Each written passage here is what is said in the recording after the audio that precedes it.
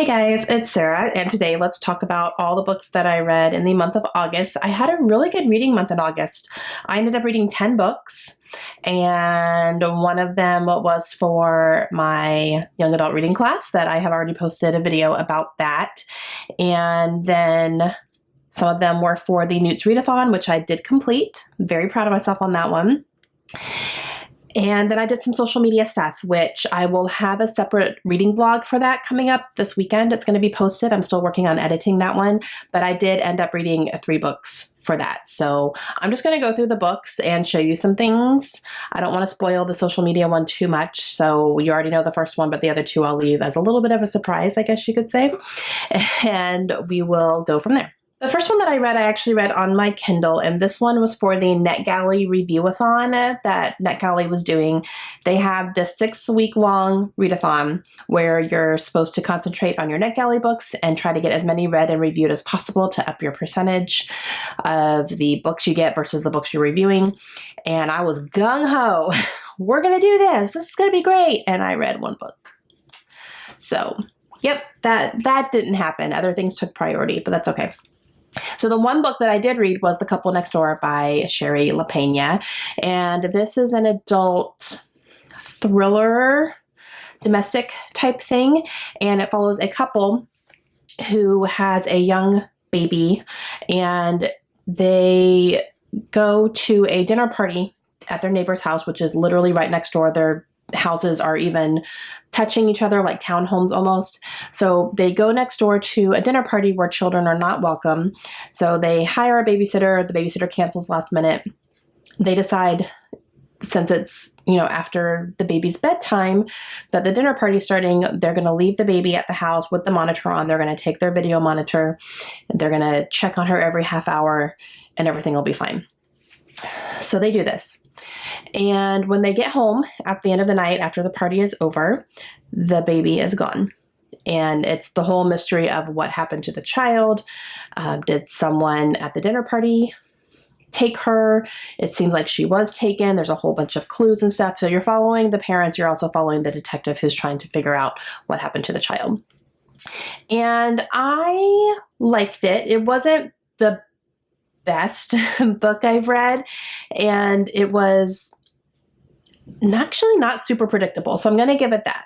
It wasn't super predictable. I didn't see a whole lot of what was happening coming, and the characters were all very unreliable and very unlikable as well. So it was interesting. I did give it 4 stars. I did read through it really quickly. So it was a fast read, and it wasn't super long, and I was interested the whole time. It didn't blow my socks off, but it was good. I wasn't mad at it. The next book that I finished was Beyond the Point by Claire Gibson, and I've already talked about this one in my video where I did an experiment on if I thought Book of the Month would work for me, and I loved this book. This is a military-centered book. In a way, it follows some females who attend West Point for their college experience, and things that they went through, things that happened to them, things that happened to them after they have graduated and moved on and go on in their careers, some of them in the military, some of them not. And it was fantastic. I related to a lot of the characters in here because I am a military spouse right now. I was also a military brat growing up, so I've literally grown up in the community of the military. And it's definitely an experience, and it's a lot of things that were happening in here I could completely relate to. The characters were fantastic. It's also a wonderful audiobook. I did half listen, half read this book. So either way, works really, really well. And I loved it. I gave it 5 stars. And the first book that I picked for my social media experiment was Renegades by Marissa Meyer. And this is a young adult science fiction book that follows basically superheroes or superhumans, if you will.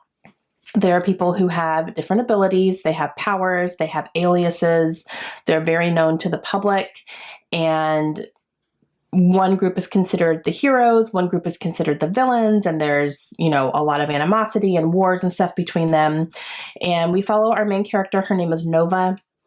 She is considered a villain, and since you're getting it from her perspective, you're seeing how she views the heroes and why she feels like they are not heroes.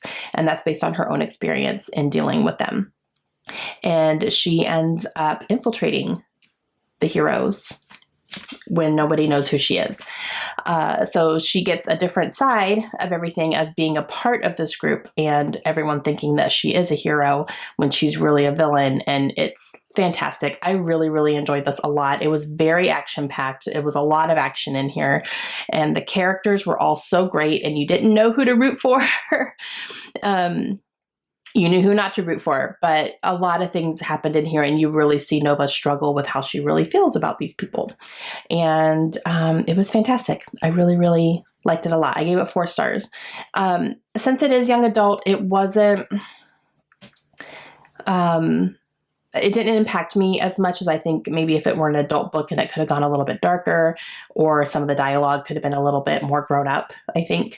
But I still really enjoyed it. So I gave it 4 stars. I will definitely read the other 2 in this trilogy, but I really liked it a lot. All right, and then we're going to go downhill a little bit. I read Save Me from Dangerous Men by S.A. Lelchuk. And I read this for Bookish First because I got this from Bookish First, and now they have a policy where when you get a book from them, you need to read it and review it within 3 weeks of receiving it, which is a new policy. So I want to make sure I stick to that, because I have gotten quite a few books from Bookish First, which is a review site where you can go and there's specific books every week that are featured, and you can read a first look of it, which is usually the first few chapters. You can read them, write a review on the first 3 chapters, and then if you want a copy of the book early, then you can be entered to get into a giveaway to get that. So I got this because I really did like the first chapter that they sent. However, upon reading the entire thing, I ended up really not liking this. It was really boring, honestly. Like, not a lot happened in here. When I read the first chapter, I felt like this was going to be a female vigilante, saving other people from men who are trying to do them harm, which is really what the premise was. And there was some of that in here, but it wasn't the entire premise. And then it went off in a completely different direction. And I don't know. I didn't like it. It was really just kind of all over the place. It was hard to concentrate on one thing, which I really wish it had done that. And I wanted the main character to be like this, awesome, just kick butt woman. And I kind of felt let down by that. So yeah, I only gave this one 2 stars. I really didn't enjoy it. It was very short, so I got through it pretty quickly, but yeah, not for me. All right, let's go down even a little bit further, because I read The Mister by E.L. James. Now, okay, I buddy read this with Elena from Elena Reads Books. I got this from the library. This is a library copy. And I had gone into the library one day and I just grabbed a couple books, and then I saw this one sitting on the new release shelf and I was like, oh, cool. And I have been mildly interested in this. Anyway, I knew I didn't want to purchase it because I didn't know how it was going to be. And I had a feeling this could go either way. This could be another guilty pleasure book, the way that 50 Shades of Grey was, because that's a guilty pleasure for me. I actually really enjoyed that series. I thought it was fun to read. So this was either going to go down the same road as that one, where I would really enjoy it, but I didn't want to keep it for the rest of my life, and it wouldn't be one of the best books I ever read, but it would just be fun. Or it's going to be awful, and I'm going to hate it. And I hate it. I gave this book 1 star, which I don't do very often at all. I can think of a handful of books I've ever given 1 star. So, okay, so many issues with this. This follows our main characters, Maxim and Alicia. Maxim has just lost his brother. His brother has died. His brother was the Earl of something, which means that now Maxim is the Earl of something. It's just like, royalty almost. And we also follow Alicia, who is a runaway from her country, and she's basically in England, or she's in London illegally. She doesn't have a visa to be there. She ends up getting a job under the radar as a housekeeper, and she ends up being the housekeeper for Maxim, and that's how they meet. Okay. Oh, to me, number one, the writing did not get any better than 50 Shades of Grey, which is really unfortunate because I feel like that means she's just building off her popularity for 50 Shades of Grey and not paying attention to the quality of her writing, which was awful. And I know that 50 Shades was not written well, but this was even worse. It really was, or at least it bothered me a lot more than it did in 50 Shades. So the writing was awful, so incredibly repetitive. If I have to read the F word one more time, like, can we not come up with another word to say when you're frustrated? It has to be that one 5 times on every page. Okay, that's fine. So that's number one, is that the writing was still really, really awful. Number two, I had a feeling, or what I wanted was I wanted the sex scenes to kind of save this book for me, because we were getting to a point where I was like, we're almost halfway through and there hasn't been a single sex scene yet. That's what this woman is known for. So I was waiting for that to kind of save it a little bit for me, kind of save the story and keep me interested again. And then the sex scenes hit and they were not good. They were not good. I was like, what is going on? The things that he said to her in bed were just like, I would laugh at my husband if he said anything like that to me. Like, no. Oh my goodness. So it was pretty cringy. So the sex scenes did not save the book. Like, that was not a saving grace for me. Number 3, the characters. I felt that the characters were regurgitations of Christian and Anna. He's super rich. She can't even fathom how much money he has. She doesn't understand it because she's from, a normal family. He feels like he has to save her and protect her, and he wants to be her knight in shining armor, blah, blah, blah. She's a 23-year-old virgin, and he makes her eat. So I don't know what it is about this author with women and eating, but it was the same in 50 Shades. Christian would get so mad at Anna if she didn't eat all her food, or whatever, which that was explained in 50 Shades why he did that. So that ended up making sense. But it happens in here too. A couple of times he was like, at least she's eating, make sure you eat. And I'm like, she's fine. If she's not hungry, don't make the girl eat. Like, I don't know. It bothered me so much more in this one for sure. Because number one, nothing was ever explained why he was like that. And just, it was another Christian and Anna thing. So I kind of felt like, it was the same characters, but they were in a different place and they had different jobs. And that was it. So, yep. Those are my thoughts on The Mister by E.L. James. 1 star. Okay, let's go back on the upswing. Next, I finished Recursion by Blake Crouch. This was also for the Book of the Month project that I did, so I did talk more about that in that video. But this one I really, really enjoyed, and I gave it 4 stars. And this one is another science fiction from him. He writes a lot of science fiction and horror type books, and I have loved every single book that I've read from him. This one has gotten the most attention, or the most comparisons, I guess, to Dark Matter, which is another science fiction book that he read, and a lot of people have really, really loved, myself included. I gave that book 5 stars. And then this is the one that he's written that is kind of more compared to that one. He has written a lot more than that, though. Like, these were by no means his first books. And I really, really like this one. So this one follows, it's almost like a time travel type thing versus parallel universes, which is what Dark Matter was. So this one kind of explores the concept of being able to go back in time, even just a few days, and you can kind of change the outcome of things that happen. And it all started when people started having these false memories.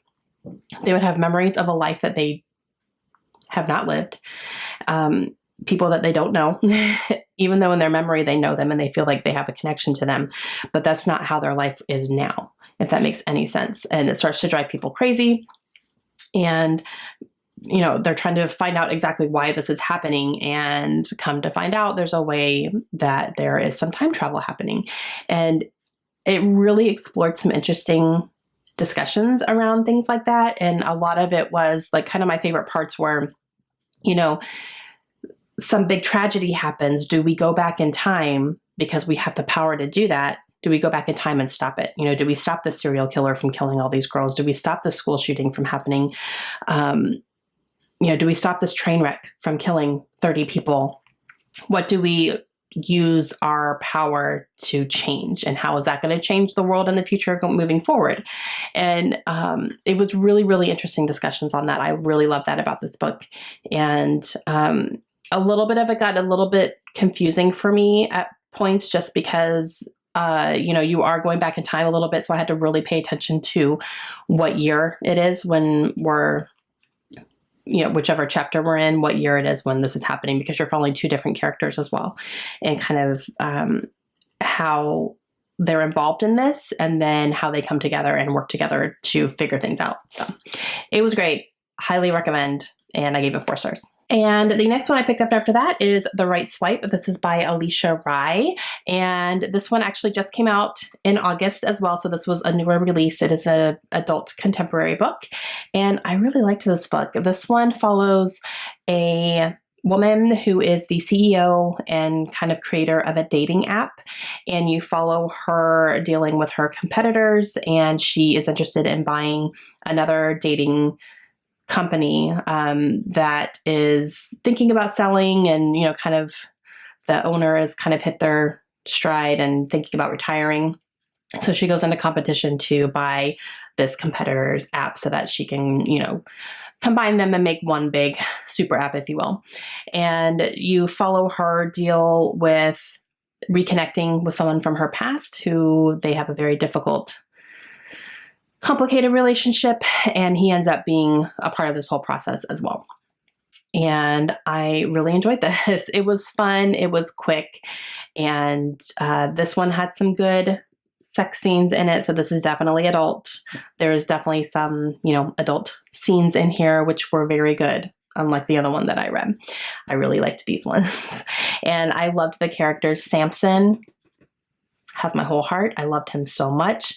And one thing I really liked about this book is that these people talked to each other versus miscommunication, because that's a big trope that can be in romance contemporaries. Like, that's some of the tension there, is there's miscommunication or they're not talking. It's like, oh, if you would just talk. These people talked, and it was great. They didn't talk all the time. There were a couple little situations where they could have talked a little bit more, or there was more to find out, but it didn't like take the entire book for them to talk about something, if that makes any sense.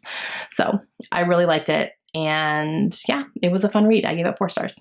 Okay, and then I picked up Truly Madly Guilty by Leanne Moriarty. And we're going to go back down a little bit. This one I only gave 2 stars. And I read the first half of it. And then I listened to the second half of it, because I got through the first half. Not a whole lot happened. I was pretty bored. I didn't like any of the characters.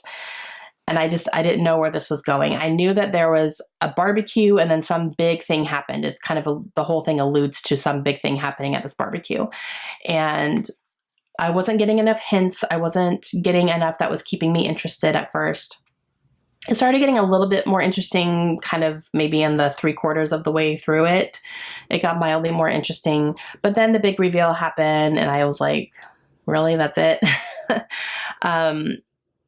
Yeah, so this one didn't work for me. This one was a miss. It